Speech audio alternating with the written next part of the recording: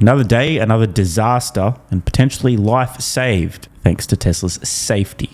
This via Cody on X, who wrote, I was on the tail end of a 500-mile drive back from Omaha yesterday with my 77-year-old dad, and we nearly had a very serious accident, possibly deadly for the other driver. And we can see in the video on screen. Look at this older Toyota Corolla blow this light at 60 miles per hour, more than 3 seconds after it turns red. Cody adds, if it was me driving, because I could not see the Corolla as it was occluded by the stopped cars, we would have had a head-on collision, or I mid-turn and he would have impacted my dad's side of my Cybertruck. Thankfully, Tesla FSD was doing the driving, and it has superhuman reaction to brake pedal application time. This is life-saving technology, and it may have saved one yesterday. This stuff never gets enough attention, but it should. Think about all of the accidents avoided, the serious collisions prevented, the injuries, permanent disabilities, and lives saved, thanks to Tesla's myopic focus on safety. I just want to test something out real quick. New search on YouTube, not signed in, so the algorithm won't tailor these results to my preferences. Let's see what we find. Imagine my shock. The very first non-sponsored actual video featured with the title, Tesla Sent Flying Indestructible Shopping Mall Crash from 9 Fake News Australia. I didn't even need to scroll past the first fold. Just keep this in mind, how thirsty the fake news is to spread negativity about Tesla, to imply that their vehicles are unsafe, danger, accident, destruction, and so on. Anything to do with Tesla plus bad, especially relating to safety, gets clicks, as Tesla cautiously, very cautiously, begins scaling their robotaxi network throughout the United States. The good news is it's not all bad news. I saw this via the SF Chronicle. Headline, Tesla drivers are letting their cars take over. Increasingly, they're barely driving at all. Now, this is already impressive in and of itself. Not a single scary word in the headline. No framing this as dangerous to the public, as risky, as unsafe. Just an honest assessment of the situation. Let's continue. Here's a photo of Rahul Hashimi, who's sitting in the driver's seat with his hands free of the steering wheel as he uses the self-driving mode in his Tesla Model Y. Apparently, he said the technology is life-changing. Let's read this article. On a grey Tuesday afternoon, Rahul Hashimi's Tesla drove itself all over San Francisco. It prowled through neighborhoods on the west side, skirted a construction site on Geary Boulevard, and also, apparently, climbed Twin Peaks and parked at Christmas Tree Point. All the while, he sat behind the wheel doing literally everything except steering. His 2026 base Model Y, outfitted with a dashboard, screen, and 9 cameras, is more rudimentary than a Waymo or Zoox. By the way, a lot more aesthetically pleasing as well, but sophisticated enough to navigate streets and freeways with little apparent input from him. Hashimi, who drives full-time for Uber, stressed that he always watches the road when carrying passengers. But he has also become an evangelist for the technology, eagerly demonstrating it to riders who, he said, react with delight and curiosity when they realize the car is handling the driving. A quote further in the article, this car is designed to change your life, and he estimates he relies on Tesla's FSD Supervised about 95% of the time. In doing so, he stands at the frontier of a quiet revolution happening on Bay Area roads, whether or not we want to acknowledge it. A vast number of cars are now driving themselves. These are not commercial, state-regulated autonomous ride-hail vehicles. These are personal robo-cars that sit in home garages at night, bringing us closer to a vision that Tesla CEO Elon Musk has promoted for years, that privately owned vehicles could soon be sent out to ferry passengers, generating passive income for their owners. Scrolling through the article, I noticed some comments. I was going to skip over them, but I thought it might actually be telling to read through these. So let's just read these all. There's only about 7 or 8. The first, given how much safer self-driving cars are for everyone, riders, other cars, pedestrians, cyclists, it's morally wrong not to accelerate their deployment. The next, from Rick, the statistics indicate that FSD is 8 times safer than human driving and improving with each software update. I am currently showing 98% FSD in my own Model 3. The fewer humans driving, the better. So far, 2 fairly well-informed commenters. Next, from Thomas. I sure wouldn't want to be driving near any of these people. Who wants to bet Thomas has zero hands-on or hands-off experience with FSD Supervised? Harriet says, 1,000% safer. Self-driving cars take human error out of the picture, making the roads much safer for everyone.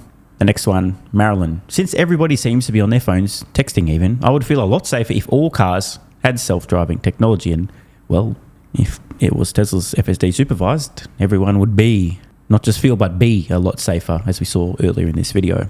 Quote, "You have all this freedom," said Joe Jefferson. Shout out to Joe, president of the automotive clubs, Tesla owners, San Joaquin Valley, and Tesla owners, NorCal Reno. Got to give credit to the SF Chronicle for actually communicating with some people that are really plugged in to the Tesla world. Club presidents, actual users of the products. Let's continue further into the article. Jefferson envisions a day not far off, he said, when anyone can climb into the back seat of a personal autonomous vehicle, call out a destination and let the car take it from there. Every car could serve as a roving private space, part transportation pod, part home office, part man cave, and by the way, who knows what else, when you don't need to pay attention to the road and you can do anything or anyone. Tesla's whole philosophy of autonomous vehicle development is quite different from Waymo. The AV standard bearer, Waymo, is operating at level 4. That means it operates within pre-mapped geographies, no human driver necessary. Uses, oh, this is funny, intricate sensor stacks to perceive the world not only through cameras, but via electromagnetic radiation. Importantly, the company has permits in California, with both the Department of Motor Vehicles and the Public Utilities Commission, and it follows guidelines laid out by both entities. By contrast, Tesla is operating at level 2, partial driving automation, meaning the human driver is responsible for what happens at all times. This rule extends to Tesla's robotaxi app. Now, just have to jump in here to add context. This is currently true in the state of California only, which provides ride-hails in Model Ys with a human, quote-unquote, supervisor, similar to what Hashimi is doing on his own.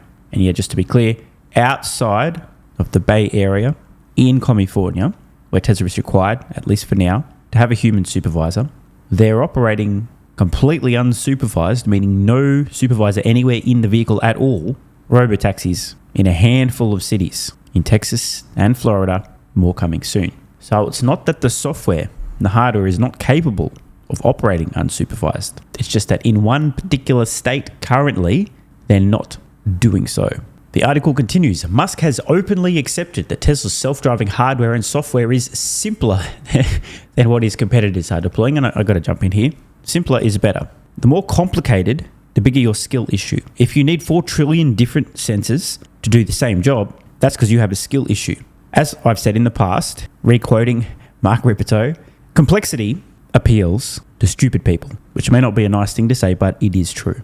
This is why you will often see companies touting their extremely incredible product, or in this case, autonomous vehicle, leading with the number and variety of sensors. It's to appeal to stupid people who don't understand that this is proof of a skill issue. Humans do a pretty good job, not perfect, but pretty good job of driving with a simple 2 optical camera, 1 neural network setup, 2 cameras, 1 brain. Of course, humans do make mistakes, as we saw earlier in this video. Our eyes don't have 360-degree vision, so if you want to be better than human, you probably want to at least have cameras facing in all directions simultaneously. Hence, Tesla has a handful of cameras. But that should obviously be more than enough to do the job. We have proof of concept, 1 billion plus humans capable of driving with just 2 cameras, pretty well. There is a misconception that Tesla has attempted to take shortcuts to save money, be lazy, at the cost of safety and capability of their autonomous software, which is the complete opposite from reality. Tesla a while ago had radar also in their sensor suite.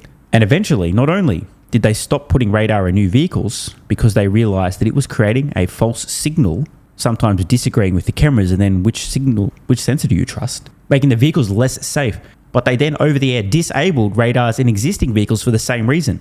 The extra sensor was creating noise, confusion, and reducing the safety of the system. In conclusion, the thing to remember, the less sensors required, the better the software, the better the system.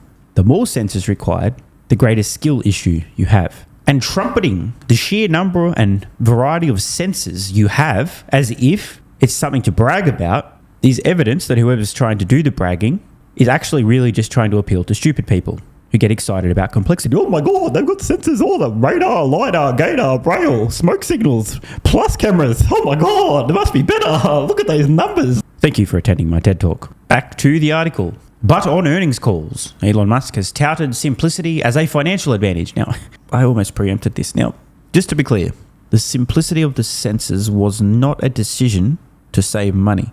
It was a decision to solve autonomy, general autonomy, without a bunch of crutches. It just so happens to also be true that less sensors equals less cost. But if Tesla's philosophy was to sacrifice safety to save on cost, they wouldn't currently produce the safest vehicles ever tested by probability of injury in a collision in every category they've entered. They would have cut some of that cost out, make them slightly less safe, and save more money.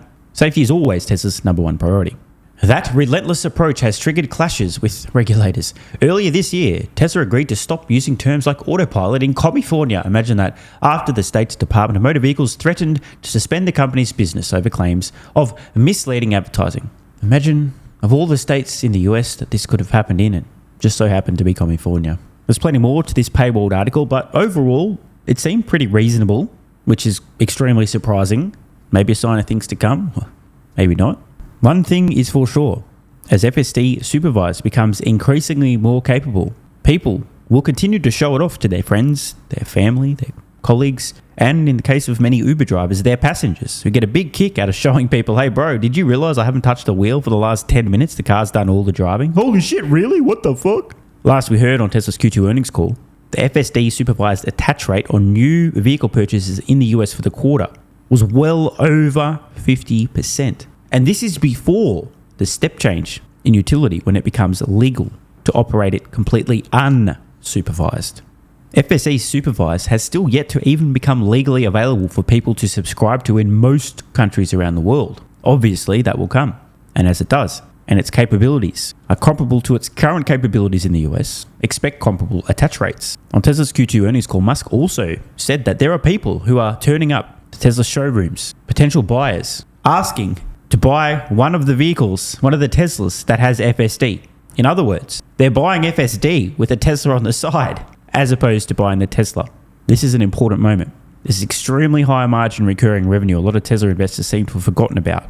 I will repeat again, in the US, in the most recent quarter, more than half of the people who purchased a Tesla also bought/subscribed to FSD. You may not have heard, but Tesla's entry-level Model 3, which can be purchased for $36,990, a staggeringly good deal, is now sold out for the rest of 2026. First deliveries expected on new orders for Tesla's entry-level Model 3, available sometime between January and March 2027.